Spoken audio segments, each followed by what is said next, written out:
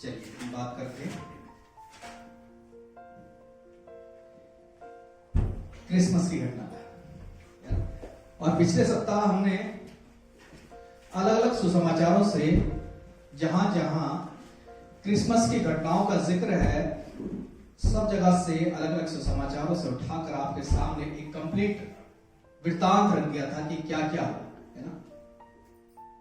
और आजकल हम उन्हीं सुसमाचारों के हिस्सों पे जहां जहां सबने पढ़ी थी चीजें, उन हिस्सों से हम चर्चा कर रहे हैं विस्तृत, है ना। और हमने देखा था पहले अध्याय में लूका की, और उसमें मरियम के पास जब स्वर्गदूत आता है तो कहता है कि क्या है, अनुग्रह क्या है तेरा है। स्वर्गदूत क्या करता है, उससे अनुग्रह की बात करता है ना। और उसके बाद हमने चर्चा की थी लूका के दूसरे अध्याय के विषय में, जो कि नाम लिखाई के बारे में था। थोड़ा सा हमने चर्चा की थी इस बारे में, और थोड़ी सी चर्चा हमने उद्धारकर्ता के विषय में बातचीत की थी। और कई दिन से हम इसी बारे में बातचीत कर रहे हैं, उद्धारकर्ता के विषय में, और आगे भी हम बातचीत करेंगे उद्धारकर्ता के विषय में। और थोड़ा सा हमने चर्चा किया था बैतलहम के विषय में, बैतलहम के विषय में थोड़ी सी चर्चा की थी। और आज थोड़ी सी विस्तृत चर्चा करेंगे हम बैतलहम के विषय में, ठीक है। तो सबसे पहले हम मत्ती उसका दूसरा अध्याय और 1 से 6 तक पढ़ लेते हैं, और फिर हम इन बातों पर चर्चा करेंगे। मत्ती उसका दूसरा अध्याय 1 से 6 तक, किसी के पास मिल गया तो पढ़ ले। हेरोदेस राजा के दिनों में जब यहूदियों के बैतलहम यीशु का जन्म हुआ, तो पूरब से कई ज्योतिषी यरूशलेम से आकर पूछने लगे, यहूदियों का राजा जिसका जन्म हुआ है कहाँ है? क्योंकि हमने पूरब से उसका तारा देखा है और उसको प्रणाम करने आए हैं। यह सुनकर हेरोदेस राजा और उसके साथ सारा यरूशलेम घबरा गया। तब उसने लोगों के सब प्रधान याजकों और शास्त्रियों को इकट्ठा करके उनसे पूछा, मसीह का जन्म कहाँ होना चाहिए? उन्होंने उससे कहा, यहूदियों के बैतलहम में, क्योंकि भविष्यवक्ता के द्वारा यूं लिखा गया है, हे बैतलहम, तू जो यहूदा के प्रदेश में है, तू किसी भी रीति से यहूदा के अधिकारियों में सबसे छोटा नहीं, क्योंकि तुझ में से एक अधिपति निकलेगा जो मेरी प्रजा इस्राएल की रखवाली करेगा। ठीक है, देखिए जो बैतलहम है ना, मैंने एक चीज लिखा है कि अपने आप को क्या मत बनाइए, बैतलहम मत बनाइए। अपने आप को, अपने मन को, अपने दिल को कभी भी बैतलहम मत बनाइए, है ना। अब आप सोचेंगे कि बैतलहम क्यों मत बनाइए? बैतलहम तो वो जगह है जहां मसीह का, इधर देखो, बैतलहम कौन सी जगह है जहां मसीह का क्या हुआ था? क्या हुआ था? हैं? पक्का हैं? नहीं, बैतलहम में नहीं होता। पिछले हफ्ते तो शास्त्री बनी है, इस हफ्ते भूल गई।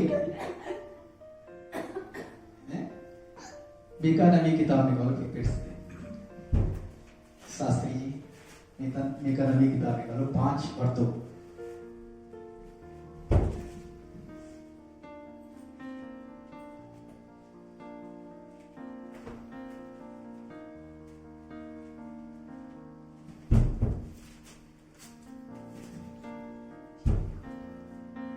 क्या लिखा हुआ? बैतलहम से एक राजा के आने की वाचा। हे बैतलहम एफ्राता, यदि तू ऐसा छोटा है कि यहूदा के हजारों में गिना नहीं जाता, तो भी तुझमें से तेरे लिए एक पुरुष निकलेगा जो इस्राएलियों में प्रभुता करने वाला होगा, और उसका निकलना प्राचीन काल से और अनादि काल से होता आया है। तो मसीह का जन्म कहाँ होना चाहिए? कहाँ होना चाहिए? पढ़ के नहीं बोल रहे हो? कहाँ होना चाहिए? बहुत गहर पानी में, बैतलहम में, है ना। आप सोच रहे होंगे कि मसीह का जन्म बैतलहम में हुआ है और भविष्यवक्ताओं ने अपनी किताब में लिखा है, और हम कह रहे हैं कि क्या करो, अपने आप को बैतलहम मत बनाओ। और मैं कल देख रहा था यूट्यूब में, तो हर जगह ये हर चीज, हर कोई ज्यादातर ये बोला था कि अपने आप को क्या बनाओ, बैतलहम बनाओ अपने हृदय को, ताकि उसमें मसीह का जन्म हो सके। लेकिन परमेश्वर हमसे बातचीत करता है, कहता है कि अपने आप को बैतलहम मत बनाओ, अपने दिल को बैतलहम मत बनाओ। क्यों मत बनाओ? इसकी चर्चा हम आगे करेंगे कि क्यों अपने आप को बैतलहम नहीं बनाना। और बैतलहम जो है आज की डेट में भी, मैं आज सुबह पढ़ रहा था, उसमें क्या है विकिपीडिया में, बैतलहम आज भी कोई अच्छी जगह नहीं है ना। ये यरूशलेम से 10 किलोमीटर दूर पे है ना, लेकिन ये इजराइलियों के पूरे अधिकार में नहीं है। और सबसे कम जो क्रिश्चियंस हैं वो बैतलहम में ही है, उस पूरे इलाके में, है ना। सबसे कम क्रिश्चियंस बैतलहम में है ना। और ये ऐसा है कि शाम को अगर फलस्तीनियों के हाथ में हो गया तो सुबह इजराइलियों के हाथ में हो गया। ये कभी भी फिक्स नहीं है बैतलहम कि इजराइलियों का ही है, ये रोज बदलता जाता है। और टूरिस्ट जब जाते हैं तो टूरिस्ट बेवजह वहां पे बहुत परेशान होते हैं, क्योंकि अगर फलस्तीनियों के हाथ में है तो आप जा नहीं सकते, और अगर आप इजराइलियों के हाथ में है, पता चला आप वहां गए और पता चला कि आज तो फलस्तीनियों के हाथ में है, आज आप नहीं जा सकते, है ना। और बहुत सारे लोग टूर बना के जाते हैं और क्या करते हैं, बैतलहम को देख ही नहीं पाते, है ना। मुश्किल से बहुत सारे लोगों को देखने को मिलता है। अपने मन को, अपने दिल को बैतलहम मत बनाइएगा। और क्यों मत बनाइएगा, इसके लिए जरा पढ़ ले यूहन्ना उसका 1 अध्याय और 16वां पद। क्यों मत बनाओ बैतलहम, क्यों मत बनाओ, यूहन्ना 1 अध्याय और 11वां पद, सॉरी 1 अध्याय और 11वां पद। वह अपने घर आया और उसके अपनों ने उसे ग्रहण नहीं किया। बस पहली बात, वो अपने कहां आया, अपने घर आया। देखिए बैतलहम का जो अर्थ है, अब सब लोगों को पता है ना बैतलहम का क्या अर्थ है। एक साथ आवाज आनी चाहिए। बैतलहम का क्या अर्थ है, बैतलहम के नाम का क्या अर्थ है, परमेश्वर है, परमेश्वर। अरे भैया रोटी का घर है, बैतलहम का अर्थ है रोटी का घर। हमने एस्तर की किताब में बहुत सारा वृत्तांत पढ़ा इसका, रोटी का घर। बैतलहम का क्या अर्थ होता है, रोटी का घर, आप सबको पता है। और रोटी कौन, यूहन्ना 6:35 कहता है, यीशु कहता है कि स्वर्ग से जो उतरी रोटी है वो कौन है, मैं हूं। स्वर्ग से जो उतरी रोटी है वो कौन है, मैं हूं। रोटी का घर, यीशु का घर, स्वर्ग से उतरी रोटी का घर। और रोटी के घर में वो अपने घर में आया, वो अपने बैतलहम में आया, और अपनों ने उसको क्या नहीं किया, ग्रहण नहीं किया। रोटी कहां आई, रोटी के घर पे आई, और रोटी को बैतलहम वालों ने ग्रहण नहीं किया। अपने आप को हम नासरत बना ले, अपने आप को गलील भी बना लीजिए, अपने आप को यरूशलेम वाले बना लीजिए, लेकिन अपने आप को बैतलहम मत बनाइए। और जानते परमेश्वर ने बैतलहम का चुनाव क्यों किया था, बैतलहम का चुनाव परमेश्वर ने क्यों किया था। अच्छा एक चीज और बता दो, बैतलहम का मतलब ग्रीक में तो रोटी का घर है, लेकिन अरबी भाषा में इसको कहते हैं मांस का घर, मांस का घर, है ना, रोटी का घर, मांस का घर। अच्छा बैतलहम का जो चुनाव है परमेश्वर ने क्यों किया था, परमेश्वर ने बैतलहम का चुनाव इसलिए किया था क्योंकि बैतलहम छोटा था, है ना? हमने पढ़ा ना मीका नबी की किताब में, हे बैतलहम जो तो क्या है, छोटा है ना, तू छोटा है बैतलहम एफ्राता, तू जो छोटा है, तब भी तुझसे क्या निकलेगा, अधिपति निकलेगा, है ना। और मैं परमेश्वर से इस विषय में चर्चा कर रहा था कि परमेश्वर ने बैतलहम को ही क्यों चुना, है ना, मसीह के होने के लिए मसीह ने बैतलहम को ही क्यों चुना। तो परमेश्वर का जवाब आता है कि तुझ में ऐसा क्या है, कि मसीह ने तुझे चुना है। हम सब में ऐसा क्या है कि परमेश्वर ने हमें चुना है। देखिए, मैं आपके विषय के बारे में तो नहीं कहता, लेकिन अपने विषय में कहता हूं कि मेरे पे तो कोई भी खूबी नहीं है। मैं कई बार इस बारे में जिक्र करता हूं कि कुछ नहीं है ना। ना तो कोई टैलेंट है, कोई टैलेंट नहीं है ना, कुछ नहीं, कोई गुण नहीं, कोई टैलेंट नहीं, कुछ नहीं, लेकिन कोई कला नहीं, तो भी परमेश्वर का भाया अपने अपने विषय में सोचे इस बात को कि हमें क्या है कि परमेश्वर ने हमारा चुनाव किया। हमें ऐसा कुछ नहीं है कि परमेश्वर ने हमारा चुनाव किया।